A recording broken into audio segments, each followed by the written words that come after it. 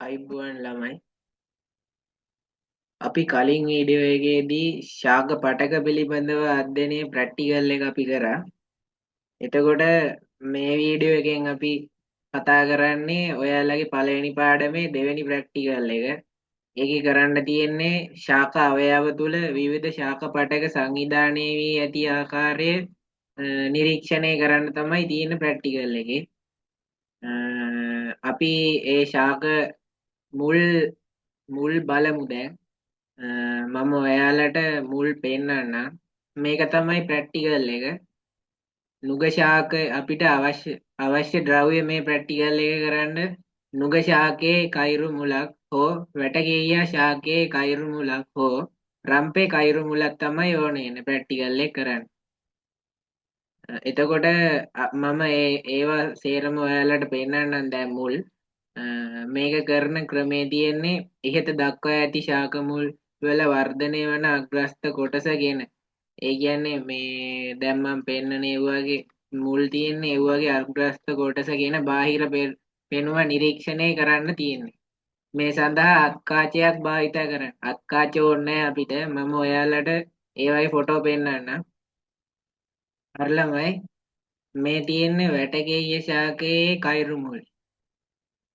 මේ පේනවද ඔයාලට මේ කඳේ දිගේ පොළවට මේ ලොකු විශාල වශයෙන් මුල් වගේක් ඇවිලා තියෙනවා. ඒවට තමයි කයිරු මුල් කියන්නේ. මේ තව තියෙනවා ළමයි. මේවා එහෙම ඔයාලා බීච් වල එහෙම දැකලා ඇති. වැටගෙයි යකස් තියෙනවා ඒ වගේ කයිරු මුල් තියෙනවා මෙහෙම පොළවට ඇවිල්ලා.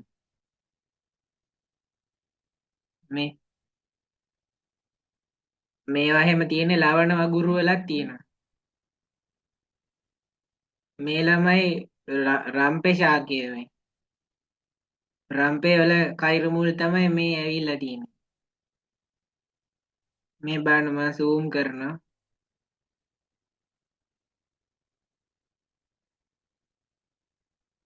මේ කඳ දිගේ පොළවට ඇවිල්ලා තියෙන්නේ.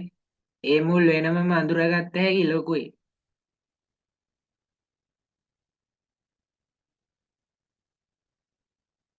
මේ රම්පේ පැලයක් ගලවලා මේ කයිරු මුල් පේන හොඳට. අපි ආපහු ඔයාලගේ අච්චු පොතේ නෝට් එකට යන්. දැන් ඔයාලා මේ මුල් බැලුවනේ. ඊපස්සේ අපිට කියන ප්‍රැක්ටිකල් එකේ ඉහත නිරීක්ෂණයේදී වැඩුණු මුලක ස්වභාවය හඳුනාගත හැක. එහි වර්ධනය වන ප්‍රදේශය මෘදු ලා පැහැති වර්ණයකින් යුතු බවත් පරිණත කොටස තද පැහැති දැඩි බවකින් යුත් බවත් පෙනේ. ඔයාලා ඒක දැක්කද? ඉන්න මම පෙන්නන්න අප රූපේ පේනවද? මේ රම්පේ ගහේ මේ මම අත තියාගෙන ඉන්න තැන බලන්න. ඒකේ වර්ධනය වන ප්‍රදේශය කියන්නේ මේ යට කෑල්ලට.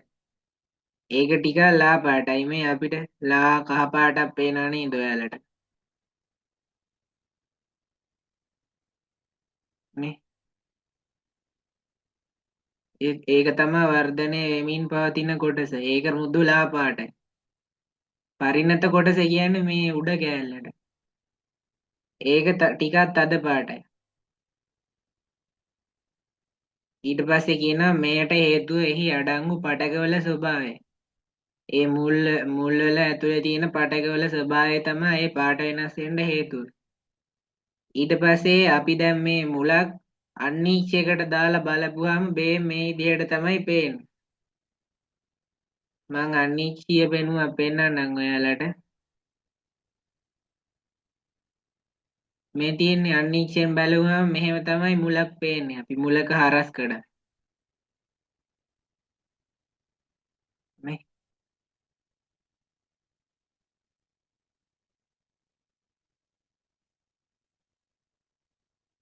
අපව නෝට් එකට යන්කෝ. දැන් මේ මුලේ කොටස් දෙකක් තියෙනවා. මේ තියෙන්නේ මූලාග්‍ර කොපුව කොටස. ඒක තමයි වර්ධනය වෙන කෑල්ල.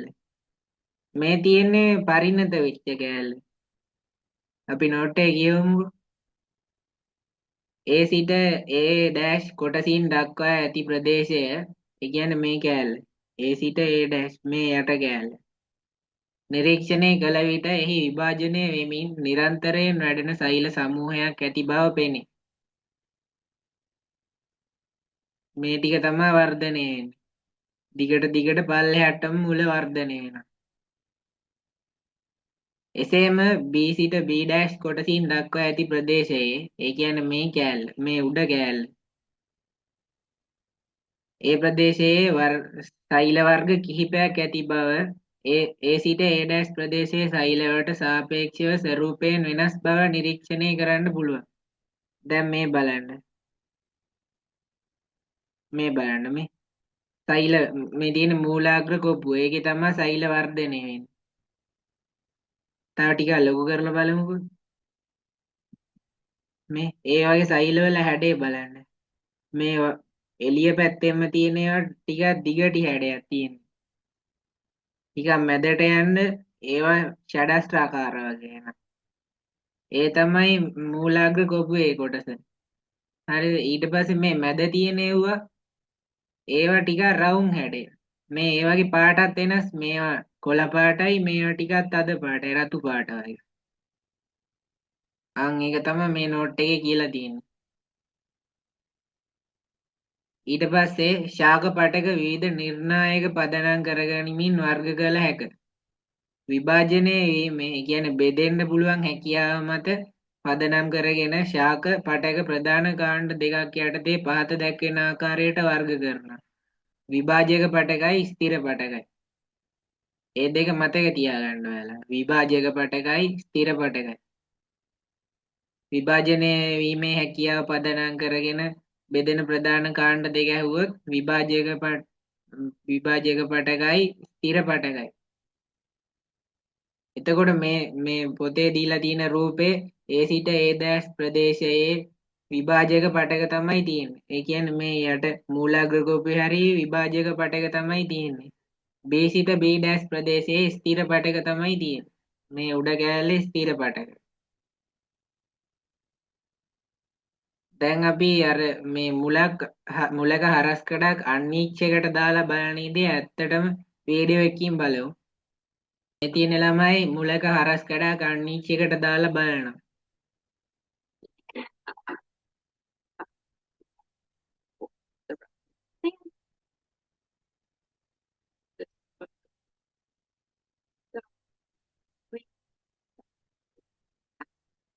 මේ බලන්න මූලාග්‍ර කොපුව මේ උඩට යද්දි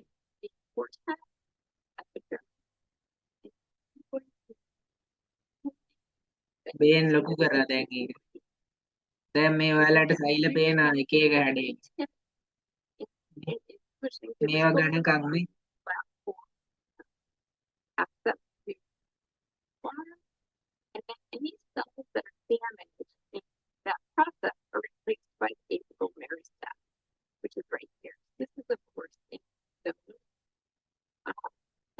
මේ බලන්න. මේවා ස්ථිර පටක මේ.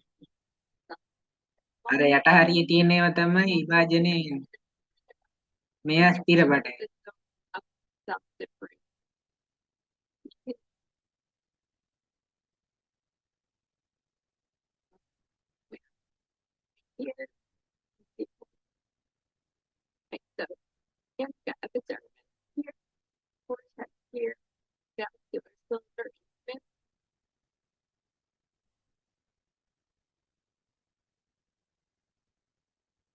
හරි ළමයි ඒ ප්‍රැක්ටිකල් එකේ අපිට එච්චරයි කරන්න තියෙන්නේ. ඊළඟට ඔයාලට තුන්වෙනි ප්‍රැක්ටිකල් එක තියෙනවා පළවෙනි පාඩමට අදාළව. ඒ ප්‍රැක්ටිකල් එක අපි ඊළඟ වීඩියෝ එකෙන් කතා කරමු. එතකොට ළමයි ඔයාලා මගේ YouTube channel එක subscribe කරලා තියාගන්න. අපි මේ ප්‍රැක්ටිකල් සේරම මේ YouTube channel එකෙන් කතා කරනවා. හැමෝටම ආයිබෝන්.